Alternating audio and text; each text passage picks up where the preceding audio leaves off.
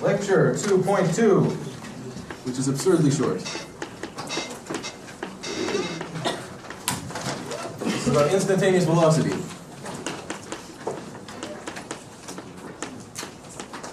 Or really any instantaneous rate of change.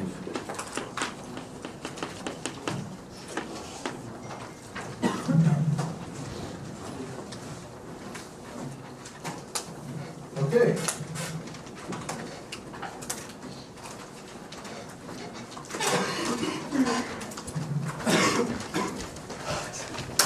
I hope these characters are familiar to some of you. I've changed the plot a bit to make this work. This is related to an example we talked about in that intro class. Okay? We're trying to see how we compute the velocity of something at an instant when its velocity is changing over time. Okay, so this example. A magic special ball is dropped from a height of 150 meters.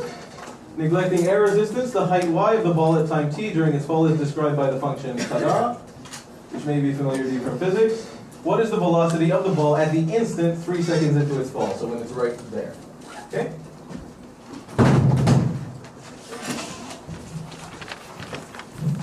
Reenactment. Okay. So again, the problem here is the velocity is changing, and we're trying to find the velocity in an instant, which is challenging. Okay? If the velocity was the same all the time, we'd have uniform motion, and we could just find the rise over the run, or the average velocity anywhere, over any interval, and we'd call that the velocity, and that would be that. Okay? But we're trying to find the velocity at an instant, and velocity is changing, and that's a challenge. So, same as our solution in the first class. Okay? We can't determine the average velocity. And what is average velocity? Average velocity is the change in position over the change in time. Or the change in displacement over the change in time. Or the displacement over the change in time. Okay? And we can't calculate that at a point because we've got nothing over nothing. That's not cool, okay? So you can't do it at a point. So the best you can do is approximate it, and that's what that is there, okay? So to find out, to approximate the slope here, or the instantaneous velocity here, we approximate it by the average velocity from time 3 to some time, let's say, later, okay? So here it's an interval of length 2 seconds. Okay, and we're going to get the average velocity there, and we're going to say that's an approximation of the instantaneous velocity at the time we care about. So for that particular case, here's the calculation.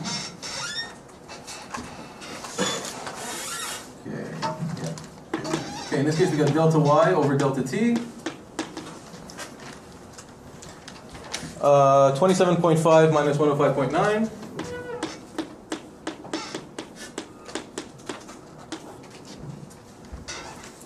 And 5 minus 3. And I'm skipping units in parts of this to make life look nicer. Minus 39.2. If you want units, meters per second. Meters per second. Okay? Okay, again, what is that? That's the average velocity from time 3 seconds to time 5 seconds. And what's that? That's just the slope of this thing, this line connecting those 2 points. And a line like that is called a secant, which is a familiar word, and secant comes from the word for cut. And it cuts the curve appropriately. Okay? So that's what we got, the slope of that thing. And we can improve this approximation, yeah? By bringing that second point closer and closer and closer to the instant we care about. So, I think that's the one we already did, okay? And again, we got that number, yeah? That's the average velocity from time 3 to 2 seconds later. Okay? That's over an interval of 1 second. Better approximation, and a different number. And then keep bringing that point in. That's a 0.5 seconds interval. That's a 0.1 second interval. And that's a 0.01 second interval. Okay? And you can see as we bring that thing closer and closer and closer, that blue line, which was the secant, gets closer and closer and closer to this magical line, the tangent. Okay? And tangent is from the word to touch. And you can think of the tangent to a curve at a point as a line, very bad, as a line that if you zoom in close enough, looks like the curve at that point. Okay? So again, what's the secant doing? As we make this approximation better, the secant is looking more and more and more like the tangent. Its slope is looking more and more like the slope of the tangent. And the average velocity is looking more and more like the instantaneous velocity. Okay? So what we're clearly after here is the slope of that tangent. Okay.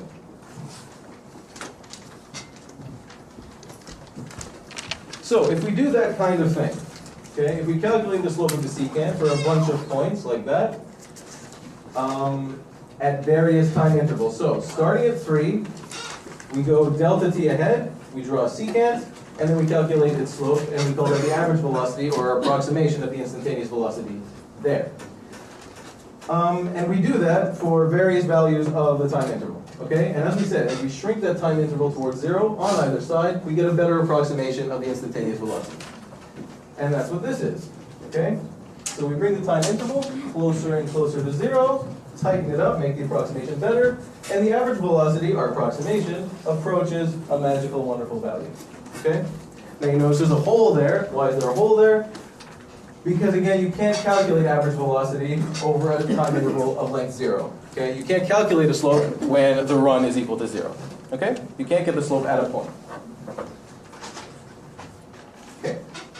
So the slope of our tangent is the value that would be there. It's the limiting value of the average velocities as the time interval shrinks to 0. Okay? The limiting value. Or the value that would fill in that blank. Okay? And the value that would fill in that blank is that number. And so that must be the slope of the tangent. That's the instantaneous velocity. So the instantaneous velocity in this example at 3 seconds is minus 29.4 meters per second. Okay?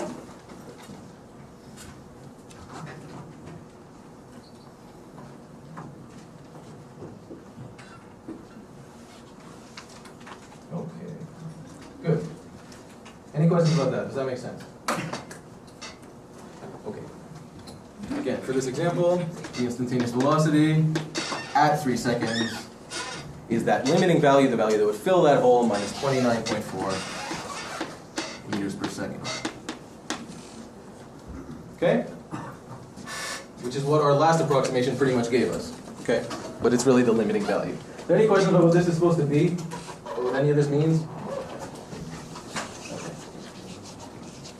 Again, we can't get this value, so let's see what we approach as we approximate it. Okay. And whenever we try to calculate an instantaneous rate of change, we've got this kind of thing. We're going to have a hole. Okay, we're going to have to fill in that hole. Okay? We're going to have to fill in the hole, or we're going to ask, what's the limiting value? What are the, let's say, approximates approaching as we refine the approximation? Okay? And to answer a question like that, we need the limit of a function at a point. And that's what we're going to talk about next. Okay? That's lecture 2.2. Any questions? All right. Seriously, guys, please tell me if that didn't make sense, or if anything didn't make sense. I mean, isn't there a faster way to find the instant velocity? There damn well better be, otherwise we're wasting our time.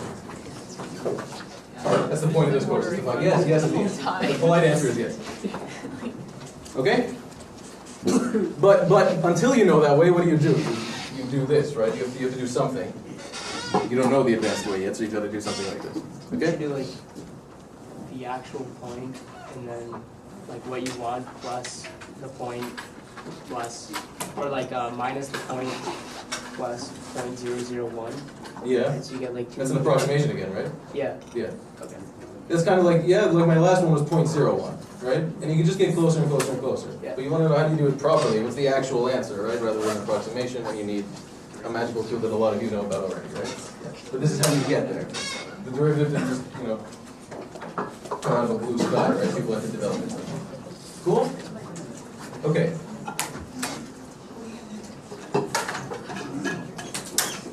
Again, please tell me if that was confusing, it was short, it was weird, so just let me know. Kind of like me.